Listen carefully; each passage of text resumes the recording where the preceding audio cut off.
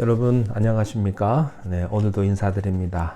자, 오늘 아침에도 우리 주님 말씀 함께 나누겠습니다. 좁은 문에 대한 말씀 오늘 한 번 더 말씀드리겠습니다. 마태복음 7장 14절입니다. 생명으로 인도하는 문은 좁고 길이 협착하여 찾는 자가 적음이라. 아멘. 주님께서는 우리들에게 좁은 문, 좁은 길로 가라고 말씀을 하십니다. 그런데 예수님께서 이 문제를 진주의 비유와 같이 설명을 하셨습니다. 좋은 진주를 구하는 장사가 극히 값진 진주를 소유를 다 팔아서 그 진주를 샀다는 것입니다. 진주는 천국입니다. 여러분, 미래의 보상이 없다면 현재의 고난은 얼마나 억울한 것이겠습니까? 하나님이 없다면 정의가 무슨 의미가 있습니까? 천국이 없다면 오늘 현재의 삶을 어떻게 해석해야 될까요? 악한 사람이 득세하고 우상이 가득하고 권력이 세상을 지배하면 정직한 사람이요, 어려움 당하고 가난하고 핍박을 받고 오해받는 이 땅을 하나님이 없다면 어떻게 해석할 수 있습니까? 어떻게 극복해야 될까요? 그렇지만 반드시 우리들에게는 미래가 있습니다. 천국이 있고요. 하나님이 계십니다. 영생이 있습니다. 이 사실 때문에 우리는 억울함을 당하고 오해를 받고 그래도 고난의 길을 기쁨으로 걸어가는 것입니다. 로마서 8장 18절에 생각한데 현재의 고난은 장차 올 영광과 좋게 비교할 수 없다. 이렇게 말씀을 주셨습니다. 자, 예수님은요, 왜 우리들에게 좁은 문으로 가라 이렇게 말씀하실까요? 참된 그리스도인의 축복은 좁은 문과 좁은 길을 선택할 때 얻어진다는 것을 말씀하는 것입니다. 여러분, 우리가 아무리 좋은 설교 들으면 뭐합니까? 변하지 않는다면, 삶의 변화가 없다면 우리가 다 헛수고한 겁니다. 헛기도한 거고요. 그저 마당만 밟은 것 뿐입니다. 구체적으로 적용을 해서 내가 실천하지 않으면 아무 의미가 없어요. 예수님은 우리들에게 계속해서 두 가지 선택의 가능성을 보여주세요. 두 나라, 하나님 나라와 이 땅이 있습니다. 두 보물, 하늘에 쌓는 보물과 땅에 있는 보물. 두 주인, 하나님이냐 재물이냐. 두 가지의 길, 멸망의 길이냐 영생의 길이냐. 여러분 꼭 아셔야 할 게 있습니다. 내가 존재하는 것보다도 하나님은 꼭 계신다는 것입니다. 현세가 있다는 것보다 더 분명한 내세가 있다는 사실입니다. 천국과 지옥은 분명히 있습니다. 영생의 길과 멸망의 길이 반드시 있습니다. 이것은 어떤 상징이나 암시적 교훈을 주기 위해서 만든 얘기가 아닙니다. 실제입니다. 실제. 재미있는 것은요, 대부분의 사람들이 천국이나 지옥을 부인합니다. 왜 그럴까요?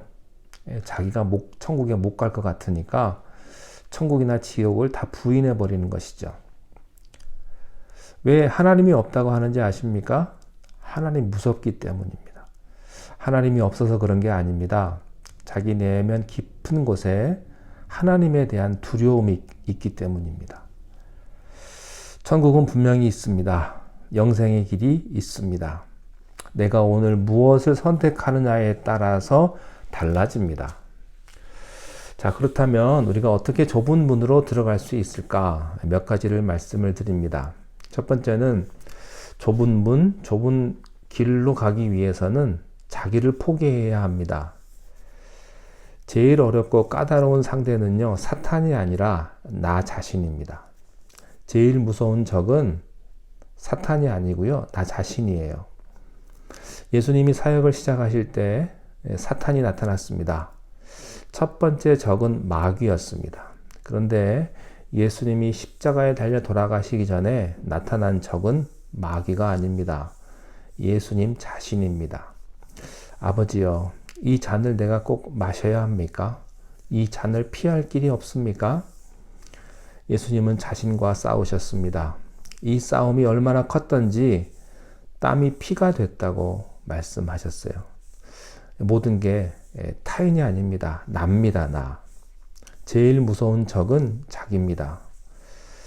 우리는 사탄과 싸워 이길 수 있습니다. 금식하고 회개하고 기도해서 이길 수 있어요. 그 다음에 자기 앞에서 실패할 수 있습니다. 무서운 건 자기입니다. 자기가 자기를 꺾어야 합니다. 그래야만 좁은 길을 갈 수가 있습니다. 머리로는 모르는 게 아닙니다. 그런데 행동이 되지를 않습니다. 왜 그런 줄 아세요? 나 때문에, 나. 사람은 칭찬에 약하고요. 권력에 약하고요. 돈을 추구합니다. 그래서 좁은 길로 가기가 어렵습니다. 나 때문에. 예수님은 아무든지 나를 따라오려거든 자기를 부인하고 자기 십자가를 지고 따라오라고 말씀을 하셨습니다. 두 번째는요. 내가 가장 아끼고 사랑하는 것들을 때로는 포기할 수 있어야 합니다. 이것은 결코 쉬운 일이 아니죠. 디모데전서 6장 7절에 우리가 세상에 아무것도 가지고 온 것이 없으며 또한 아무것도 가지고 가지 못하리니 우리가 먹을 것과 입을 것이 있은즉 족한 줄로 알라. 부하려 하는 자는 시험과 올무와 여러 가지 어리석고 해로운 욕심에 떨어지나니 곧 사람으로 파멸과 멸망에 빠지게 한다. 그렇습니다. 그거 내가 얼마나 아끼는 건데, 내가 얼마나 소중하게 여기는 건데 이렇게 생각하는 것. 그래서요, 제일 좋은 방법은 내가 제일 좋아하는 거 그냥 아무 생각 없이 다른 사람에게 줘보는 거예요. 되게 뭘 줄 때 보면요, 좋은 거는 자기가 갖고, 그리고 교회는 있어도 되고 없어도 되는 거, 이런 거 바칩니다. 근데 정말로 아끼는 거 여러분 연습한다고 생각하시고 한번 줘보세요. 그러면 미련을 끊을 수 있습니다. 언제 미련을 제일 잘 끊냐면요, 교통사고 날 때입니다. 내가 무슨 일이나 또 어떤 특별한 일 때문에 운전하고 가다가 갑자기 꽝 하고 사고가 났어요. 정신 차려 보니까 갈비가 4대가 부러지고 얼굴이 엉망이 됐습니다. 그때 야, 세상이 아무것도 아니구나. 내가 뭐 때문에 이렇게 열심히 살았나. 그 순간에 그렇게 생각합니다. 근데 병원에서 나오면 생각이 또 달라집니다. 그것도 순간이에요. 그래서요, 하나님이 매번 이렇게 교통사고 줄 수도 없고 하나님이 아주 고민이십니다. 자, 여러분 미련을 버려야 합니다. 물질에 대한 미련, 성공에 대한 미련, 위치에 대한 미련, 삶에 대한 미련, 이것을 버리지 않으면 좁은 길을 갈 수가 없습니다. 결국에는 다 놓고 갈 것입니다. 이렇게 잃어버리든 저렇게 잃어버리든 잃어버릴 것입니다. 결국에 내가 먹을 수 있는 것은요, 하루에 3끼 이상밖에 먹을 수가 없어요. 그걸 내가 어떻게 할 수 없음에도 사람들은 먹을 것을 창고에다가 다 쌓아놓고 나는 이렇게 많다 하고 자부심을 갖는 겁니다. 언제 도적이 와서 그것을 다 가지고 가버릴지 모릅니다. 기왕 뺏길 거 좋은 데 써야 되지 않겠습니까? 그렇지 않습니까? 기왕에 다 뺏길 거예요. 요즘엔 다 뺏깁니다.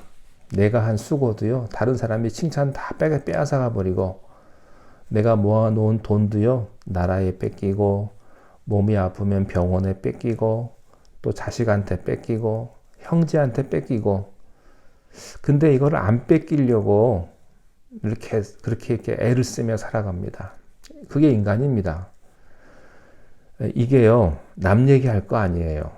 여러분 자신의 얘기입니다. 남 욕할 것도 없고요. 이게 다 우리 얘기입니다. 저와 여러분 얘기입니다. 우리들이 이 세상에서 미련을 끊지 못하기 때문에 그 세상의 것이 나를 행복하게 한다는 그 우상이, 그 철학이 내게 있어요. 그래서 좁은 길로 못 갑니다. 여러분 자녀도요, 빨리 포기하십시오. 버리라는 게 아닙니다. 자식 걱정하시지 말라는 겁니다. 여러분의 자녀가 아니고요. 하나님 자녀예요. 여러분 거 아닙니다. 하나님 자녀입니다. 하나님이 하실 것입니다. 인생은 하나님과 납니다. 내 인생 내가 살아가는 것이지 누가 대신 살아주는 것도 아니고요. 자식이 부모를 봐주는 것도 아니에요. 내 인생은 하나님 앞에서 내가 살아가는 것입니다. 내가 결정하는 것이고 내가 가는 것입니다. 그 이상 의미가 없습니다. 자, 세 번째, 좁은 길로 가실 때는요, 핍박과 오해를 각오하셔야 합니다. 참된 그리스도인은 세상에서 핍박을 받고 오해를 받게 되어 있습니다. 요한복음 15장 18절에 세상이 너희를 미워하면 너희보다 먼저 나를 미워한 줄을 알라. 너희가 세상에 속하였으면 세상이 자기의 것을 사랑할 터이나 너희는 세상에 속한 자가 아니요 도리어 세상에서 나의 택함을 입은 자인 고로 세상이 너희를 미워하느니라. 우리가요, 좁은 길을 들어갈 때 갑자기 부모님이 우리의 핍박자로 변하기도 하고요. 또 형제가 비난하는 사람이 되기도 합니다. 가장 가까웠던 사람이 가장 무서운 핍박자가 될 수도 있어요. 그리스도인이란 세상에서 선한 사람들에게는 무한히 존경을 받고 사랑을 받는 사람이지만 동시에 하나님을 믿지 못하고 천국의 진리를 알지 못하는 사람에게는요, 비난을 받고 핍박받는 사람이에요. 이 양면성이 그리스도인에게 있습니다. 자, 마지막으로 한 가지만 더 말씀을 드립니다. 좁은 문으로 들어가라는 뜻은 좁은 문을 구경하라는 것이 아닙니다. 들어가 살라고 하는 것입니다. 여러분들은요, 목사 설교 듣고 구경하는 사람이 아니라는 것입니다. 그리스도인의 삶을 살아야 하는 사람입니다. 행동의 초청입니다. 산상설교의 특징이 여기에 있습니다. 이것을요, 겉으로 구경을 하면 참 좋은 말씀이죠. 내 이웃을 내 몸같이 사랑하라. 얼마나 좋은 말씀입니까? 근데 그대로 살려면 고통이고요, 괴로움이에요. 얼마나 많은 일을 하였느냐보다 무엇을 했느냐가 중요하고요. 교회를 얼마나 다녔냐보다 얼마나 변해 있느냐가 중요합니다. 만약에 잘 들으십시오. 여러분들이 우리 발레오 교회를 와가지고 변하지 않았다면 1년, 2년, 3년, 아니 5년, 10년이 넘게 다녔는데도 변하지 않았다면 마음의 감격과 변화가 없으면요, 죄송합니다만 변할 수 있는 교회로 가시는 게 좋습니다. 왜냐하면 계속 우리 교회에 와봤자 여러분은 변하지 않기 때문이에요. 차라리 변할 곳으로 가시는 게 좋습니다. 성경 공부 잘 가르치고 설교가 좋은 곳으로 가시는 게 좋아요. 여러분, 신앙은 성장하는 거예요. 근데 여러분들이 변하지 않았다면 문제가 있는 거죠. 목사가 문제가 있거나 아니면 여러분이 문제가 있거나. 우리는 우리를 기만하는 자가 되고 제일 불쌍한 사람이 될 겁니다. 변하지 않는다면. 왜 그렇습니까? 경력만 늘었기 때문에. 여러분들이 교회 30년, 40년 이렇게 다닌 게 중요하지 않아요. 왕년에 내가 교회에서 열심히 했다. 그게 자랑거리가 아니라고요. 주님은 우리들에게 변화를 요구하십니다. 좁은 문으로 들어가라. 이런 의미에서 좁은 문, 좁은 길은요, 사람의 노력이나 도덕적인 노력으로 갈 수 없어요. 내가 들어간 좁은 문은 5일 지나면 항복하고 도망가게 됩니다. 이 길은 내가 가는 게 아닙니다. 성령님이 능력을 주셔야 합니다. 성령의 도움을 받으셔야 됩니다. 그래서요, 주님께 기도하셔야 돼요. 하나님, 나는 능력이 없습니다. 하나님 도와주십시오. 그때 우리는 좁은 길로 갈 수 있습니다. 우리 교회가 작은 교회고요. 어떻게 보면 교회 찾아오기가 어려운 교회죠. 근데 어떤 분들은 교회 와서 봉사하고 청소하고 또 설거지하고 식사 준비하시는 분이 있어요. 그거 쉬운 거 아니거든요. 누가 돈 준다고 하겠습니까? 어떤 분은 주일마다 꽃꽂이하고 또 안 보이는 곳에서 수고하고 애쓰는 분이 계십니다. 이거 돈 준다고 하겠습니까? 아니죠. 성령님께서 마음도 주시고 은혜도 주시고 시간도 주시고 건강도 주시기 때문에 할 수 있는 것입니다. 내가 할 수 있는 게 아닙니다. 힘들고 어렵지만 주님께서 선한 능력을 우리들에게 주시면 이 모든 일들을 감당하며 좁은 길, 좁은 문으로 들어갈 수 있습니다. 여러분 힘내시고 주님의 은혜가 여러분 모두에게 함께 하시기를 바랍니다. 기도하겠습니다. 하나님 아버지, 우리가 주님 말씀대로 순종하며 살려고 할 때 나 자신 때문에 너무나 힘이 들고 내 욕심과 내 경험과 또 내 정욕 때문에 힘들고 어려울 때가 많이 있습니다.